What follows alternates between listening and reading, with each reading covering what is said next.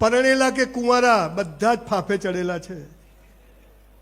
હવે મજાની વાત શું છે કે ચોથી વાત શું છે જેના કારણે આપણા જીવનમાં એવો સર્વે એમ કહે છે કે 60% લોકો પોતાના જીવનથી મજામાં નથી. એનું કારણ શું છે એ તમને કહું. આટલા નાના નાના છોકરીઓ હોટલના રૂમમાં જાય છે, આઈ લવ યુ કહે છે, ભણવાના ભોગે, કેરેક્ટરના ભોગે એને ખબર નથી કે એના જીવન સાથે શું કરી રહ્યા છે. પરણેલા અને કુંવારા બધા જ આ લોકોને ખાસ કહું છું, તમને બધાને ખાસ કહું છું કે ચોથી વાત શું છે ખબર છે સુખી થવાની? ગીતામાં લખ્યું છે, કુરાનમાં લખ્યું છે, બાઇબલમાં લખ્યું છે. શું લખ્યું છે ખબર છે? હે મનુષ્ય, તારા જન્મ સમયે તારો જીવન સાથી મેં નક્કી કરીને રાખ્યો છે, કૌંસમાં ફાંફા મારવા નહીં. એટલે એવું લખ્યું નથી, એવું સમજવાનું. તમને મા બાપ નક્કી કરવાનો અધિકાર છે, તમને ભાઈ બહેન નક્કી કરવાનો અધિકાર છે, તો તમને જીવન સાથી પણ નક્કી કરવાનો અધિકાર મહાદેવે આપ્યો.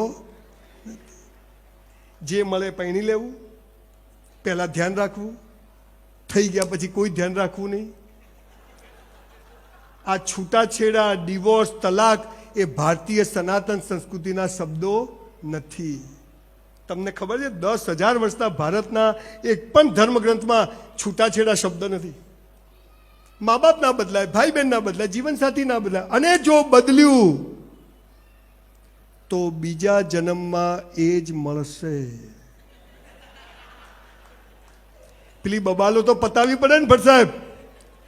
પેલા ઝઘડા છોડીને ભાગ્યા હોય એ તો પતાવવા પડે. એટલે બીજા જન્મમાં જો સારું જોઈતું તો અત્યારે તો જાનું આઈ લવ યુ, તમે છો તો હું છું.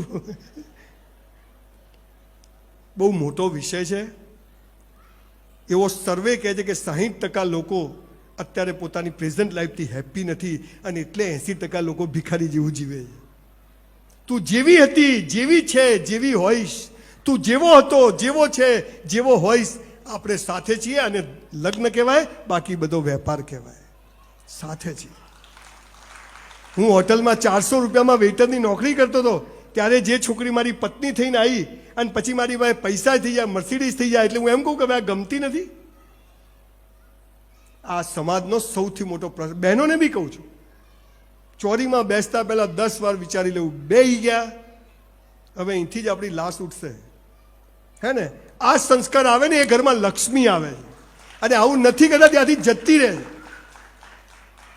જીવન સાથી નક્કી છે.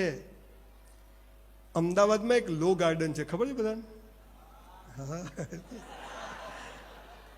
એનું નામ છે લવ ગાર્ડન.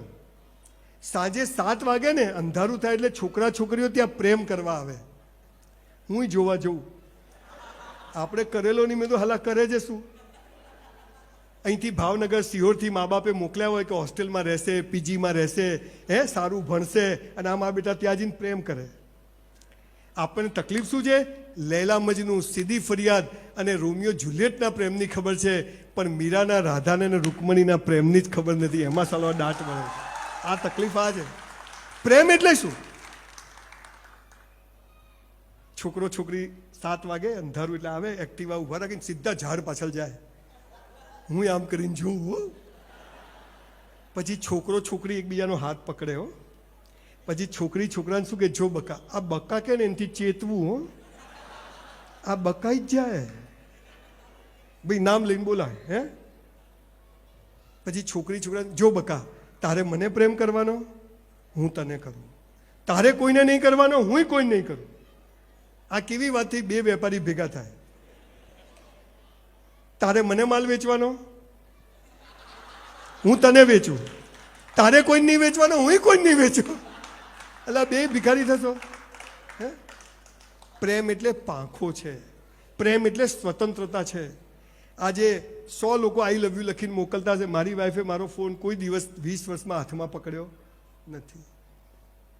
સાહેબ, બહુ મોટો વિષય છે.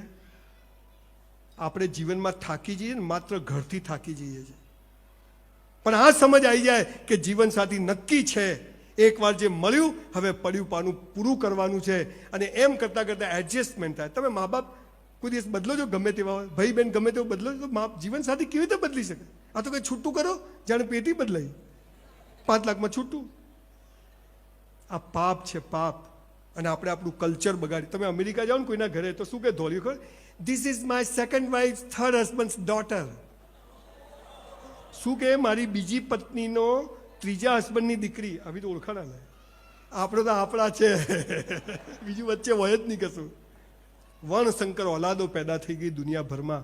સાહેબ, પૈસા તો દારૂવાળા જુગારવાળા પાસે બી હોય. સંપત્તિ એ સફળતા નથી, પણ તમે કેવું જીવો છો. અને એ જ તો મજા છે. બે લગ્ન એટલે શું?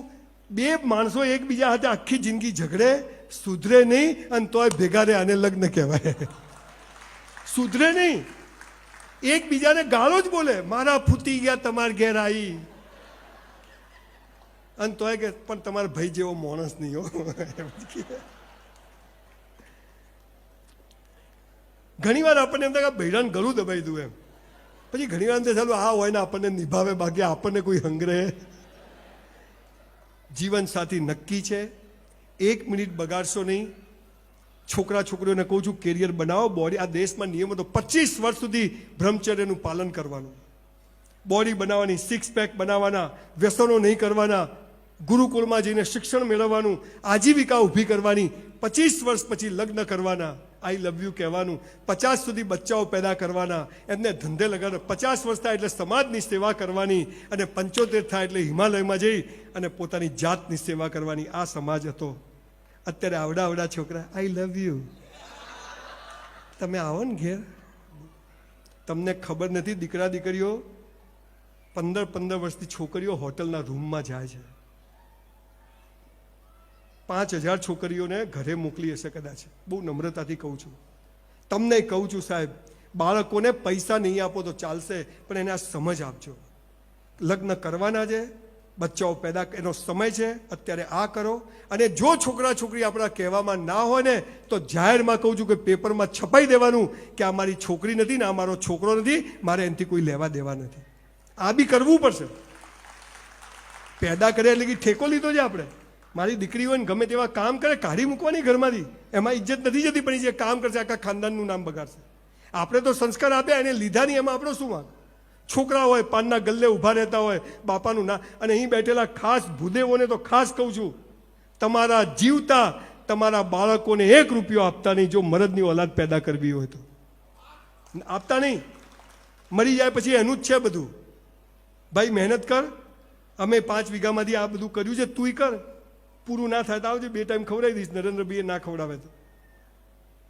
અને છોકરાઓને કહું છું, દીકરાઓ તમને કહું છું, મરદની ઓલાદ હો ને તો મા બાપનો 1 રૂપિયો લેતા નહીં. જુઓ સાલી જીવનમાં પ્રગતિ કરવાની કેવી મજા છે. શૂન્યમાંથી સર્જન, હે ને, મહેનત કરવાની. ભગવાન આપે છે, દાંત આપે તો ચાવવાનું બી આપશે બોસ. ગભરાવાની જરૂર નથી. એટલે જીવન સાથી નક્કી છે. કેરિયર બનાવો, બોડી બનાવો, મા બાપની સેવા કરો. અને સૌથી મહત્વની વાત કહું, સાલો આપણી જાતને જ એટલો પ્રેમ કરવાનો ને કે કોઈના પ્રેમની જરૂર જ ના પડે બોસ. આ સૌથી ઉપરની અવસ્થા. અહીં બેઠેલી દીકરીઓને એક વાત કહું, માફ કરજો, આ એવું નથી કે પહેલે ઇસ્તેમાલ કરો ફિર વિશ્વાસ કરો, હે ને.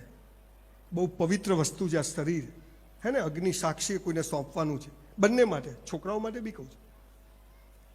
આ સમજણ આવી જશે ને તો બાકીનું જીવન બહુ મસ્ત પસાર થઈ જશે. પણ ક્યારે લગ્ન કરવો ને ક્યારે પ્રેમ કરવો એ જ ખબર નથી. એનો એક દાખલો આપો.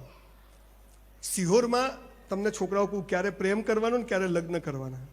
સિહોરમાં રાજા ફરવા નીકળ્યા, કૃષ્ણકુમારસિંહજી. તો બધા મંદિર, મસ્જિદ, સ્કૂલો ઉપર ગોલ દોરેલું. પેલું એરો બોર્ડ આવે ખબર, વચ્ચે તીર મારો તો ઇનામ મળે. સેન્ટરમાં 1 ગોળ, બીજું ગોળ, ત્રીજું, 6 ગોળ, વચ્ચે તીર મારો તો ઇનામ. બધે વચ્ચો વચ્ચે તીર. તો રાજાએ પૂછ્યું કે કોણે કર્યું? તો પેલા કે સાહેબ આ તો એક ગાંડો છે. એક ગાંડો આગળ શું છે કે આ ત્યાં કર્યું? આ ડાબા હાથથી વચ્ચોવચ, એકદમ વચ્ચોવચ. રાજા કે કરીને બતાવો તો 1 લાખ ઇનામ. પણ કે જો વચ્ચે ના આવે તો માથું કાપી કાઢીશ. પેલો કે કાપી કાઢજે. આખું ગામ ભાઈ બંધન પાર્ટી પ્લોટમાં ભેગું કર્યું.